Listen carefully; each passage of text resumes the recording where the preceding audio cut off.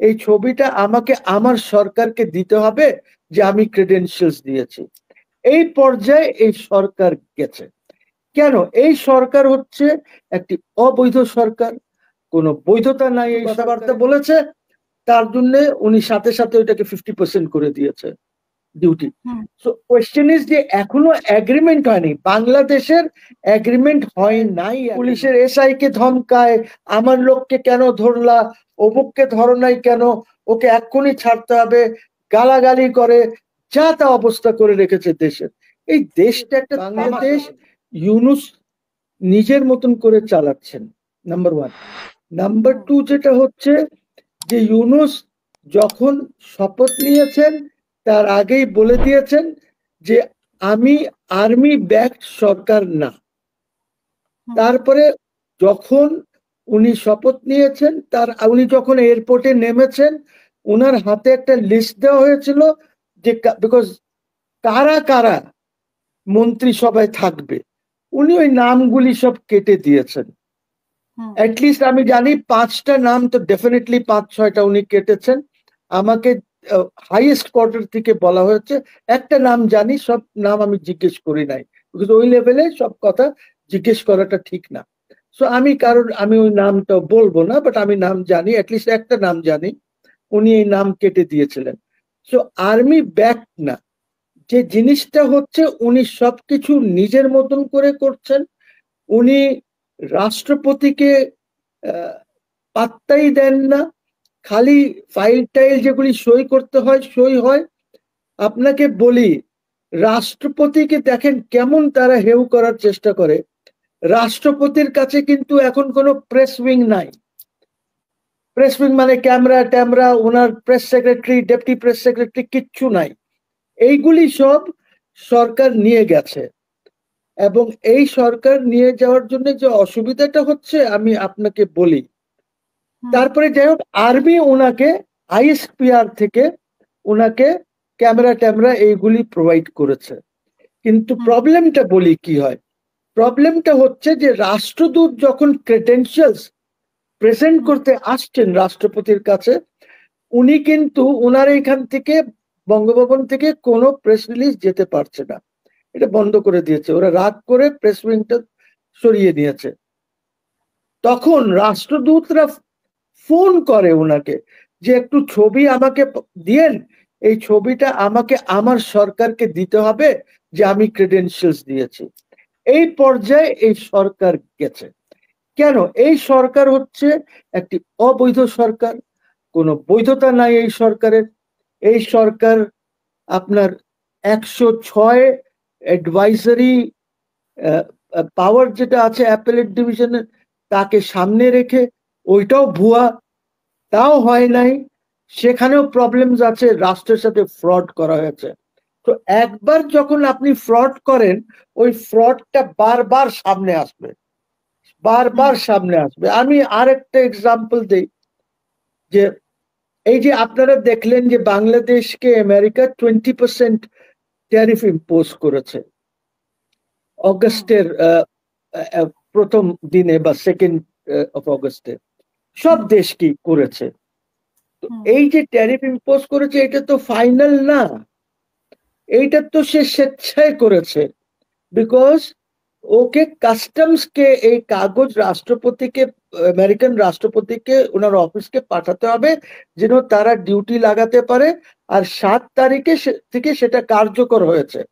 কিন্তু that is not final. আপনারা দেখেছেন ইন্ডিয়ার এগেইনস্টে 25% করেছিল, সেটাকে ওনার সাথে কিছু ফাইজলামি করেছে, আমেরিকার সাথে মোদি কিছু কথাবার্তা বলেছে, তার জন্য উনি সাথে সাথে ওইটাকে 50% করে দিয়েছে ডিউটি। সো কোয়েশ্চেন ইজ যে এখনো এগ্রিমেন্ট হয়নি, বাংলাদেশের এগ্রিমেন্ট হয় নাই এখনো, এগ্রিমেন্টের ডায়ালগ চলছে।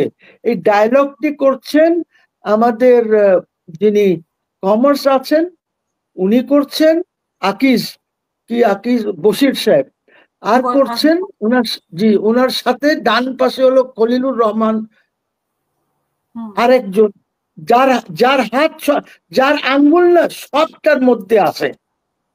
সে বাংলাদেশের এনএসএ, সে হলো ডিফেন্সের ইসের চার্জে, সে হলো রোহিঙ্গাদের চার্জে, সে হলো হাই রিপ্রেজেন্টেটিভ বাংলাদেশের। মানে ওর আঙ্গুলটা, মানে ওকে এতই পছন্দ করেন ইউনূস সাহেব যে সবখানে এখন বলা হচ্ছে তার যে আঙ্গুলটা আছে। খলিলুর রহমানই কি এই যে রাষ্ট্রপতির ব্যাপারে কোনো কিছু করেছেন কিনা, মানে এই যে হতে আদেশগুলো? পারে, হতে পারে, বিকজ আমাদের ইয়ে তো একটা সিজন ডিপ্লোম্যাট, আমাদের উপদেষ্টা যিনি আছেন স্বরাষ্ট্র, উনি তো পররাষ্ট্র, উনি তো সিজন, উনি তো এইসব ফাইজলামের মধ্যে থাকবেন না। আরেকটা আপনার যিনি প্রশ্ন করেছেন, উনি জানতে চেয়েছেন যে রিক্সাওয়ালাকে কেন আরেস্ট করা হলো। সে তো তার আবেগে যাক, যেভাবেই যাক, সে একজন ব্যক্তিকে পছন্দ করে, সে সেখানে যাবে, দেখা, এটা তো তার স্বাধীনতা, এটা তো তার স্বাধীনতা। আপনি কেন ওর সাথে করলেন? আর সেখানে ওদেরকে মারপিট করা, যেই 2-4 জন গেছে, ওদেরকে একটি বড় দল, যে দল ক্ষমতায় যাওয়ার জন্য বসে আছে, তারা সেখানে ওই লোকজনকে মেরেছে, ফিজিক্যালি অ্যাসল্ট করেছে। তো জিনিসগুলি তো ভালো না। বুঝতে হবে একটা জিনিস, আমি আওয়ামী লীগ করি না, আমি আওয়ামী লীগের সময় আমার বিরুদ্ধে অনেক কিছু করেছে তারা, আমাকে প্র্যাকটিস করতে দেয় নাই, আমার বিরুদ্ধে কন্টেম্প করেছে, একটা না দুইটা, আমি আমার অনেক মাস প্র্যাকটিস করতে পারি নাই, আমার বিরুদ্ধে ক্রিমিনাল মামলা করেছে, বলে আমি বার অ্যাসোসিয়েশনের এটা ভাঙতে গেছি, এরকম অনেক কিছু আমার সাথে ঘটেছে। সাইবার আইনে মামলা হয়েছে, বিকজ ওনার বিরুদ্ধে ছিলাম। কিন্তু আইন নিজের হাতে তো তুলে নেওয়াটা ঠিক না। এখন যারা করছেন, এই যে বড় দল যে আছে, এই বড় দল তো মানে কি আর বলবো, সবকিছু দখলবাজির মধ্যে আছে, সব দখল, কিন্তু কোনো কিছু বাদ নাই। পুলিশ কেন এই ধরনের মামলা নিল? মামলা কেন করা হলো আর কেন মামলা নিল? আর আচ্ছা, আমরা আমি দেখছি পুলিশ, কালচারাল যারা মানে শোক প্রকাশ করেছে তাদেরকেও অনেক হেনস্থা, তাদের ছবি টাঙিয়ে তাদেরকে বিভিন্ন ভাবে হেনস্থা করা হচ্ছে। হ্যাঁ, আমি দর্শকের যেটা প্রশ্ন করেছে, তাহলে আইন পুলিশের করে কেন নিষিদ্ধ করা হয়নি যে এইটার শোক প্রকাশ করা যাবে আইন না? নাই, আইন নাই, কোনো আইন নাই। আওয়ামী লীগ ব্যানও করা হয় নাই, মুজিবুর রহমানকে বলা হয় নাই যে ওনাকে কিছু করলে তোমাদেরকে আমরা ইয়ে কর, যেমন হিটলারের কথা বললেন যে হিটলারের নাম নেওয়া যায় না জার্মানিতে, অমুক তমুক। সো আমাদের এখানে এখনো তো ওই পর্যায়ে যাই নাই। ওই পর্যায়ে যদি আইন করে এই জিনিসগুলি করা হয়, তাহলে আমি বুঝবো যে আমি আইন ভায়োলেট করছি, আমি আইনের বিপক্ষে যাচ্ছি। হাসিনা, আইন যতই খারাপ হোক, আইন যতক্ষণ থাকবে আমাকে আইনটা মানতে হবে। কিন্তু এই মুহূর্তে তো বাংলাদেশ ওই সিচুয়েশনে নাই। যার যা ইচ্ছা, পুলিশের কথা বললে, পুলিশ, আমি বলি, পুলিশ কিভাবে কাজ করবে? পুলিশ তো ওদের নির্দেশনায় কাজ করছে, ওই বড় দলের, even not of the government, ওই বড় দলের যে নির্দেশনা থাকে, ওই হিসাবে পুলিশ কাজ করে। কেন? বিকজ পুলিশ ভীতু হয়ে আছে, পুলিশ ভয়ে আছে যে কালকে এরা ক্ষমতায় গেলে আমার কি হবে। তো পুলিশ, ওইরা, আমি তোমাকে বলি যে পুলিশকে তো তারা ধমকায়, পুলিশের ওসি কে ধমকায়, পুলিশের এসআই কে ধমকায়, আমার লোককে কেন ধরলা, অমুককে ধরো নাই কেন, ওকে এক্ষুনি ছাড়তে হবে, গালাগালি করে, যা তা অবস্থা করে রেখেছে দেশের। এই দেশটা একটা তামাশা এখন হয়ে